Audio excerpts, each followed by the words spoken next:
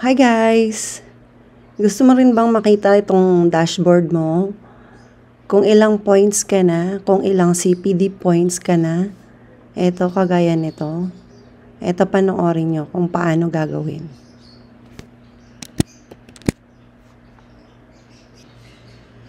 Ayan, punta lang po tayo dito sa ating Google. Then, i-type po natin yung CPDAS. At ito po yung lalabas. Yung pinakauna po, pindutin nyo lang po yung CPDAS Professional Regulation Commission. Ito po.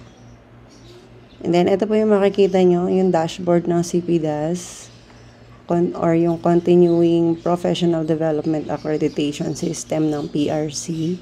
So, click lang natin yung Get Started. Click natin itong Professional Registration. At lalabas po itong Terms of Service. Ayan, basahin nyo na lang po. Hanggang dito sa pinakababa. So, kapag natapos nyo na, click nyo lang po itong Yes, I have read. Yan. Then, eto na po yung lalabas sa inyo. Yan. So, i-fill out nyo lang to. Yan. Lagay nyo yung first name nyo. Middle name, last name. Yan.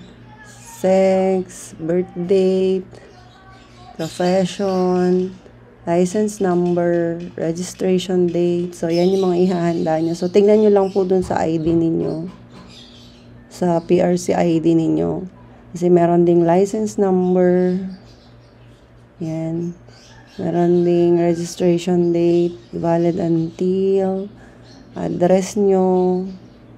Yan. Telephone number. Mobile number. Company name. Position. And company address. Pero itong iba, kapag nakalagay optional, pwede naman pong hindi nalagyan, kagaya nitong telephone, optional, company name, optional din tong company address and telephone number. So, kayo po kung gusto niyo pa rin lagyan yon. Tapos dito po, ano yung source of information about CPDAS website. O, saan nyo siya nakita? Pwede naman nakita nyo sa PRC or dito sa video. Click nyo lang yung others. And then, next nyo na yan. Pag ni-next nyo na yan, ito naman po yung makikita nyo, yung personal information. Ito, itatype nyo lang yung address and password na gagamitin nyo para sa pag-login po dito. Yun na po yung huwag nyo pong kakalimutan. Ayan. Tapos kapag nagawa nyo na yan, ganyan lalabas na yung ganito, yung mga lahat ng in-input nyong information, makikita nyo na po dito. So, i-double check nyo lang bago nyo po i-submit ang, i-click ang submit application. And then, pagkatapos nyan, may magpapakita na.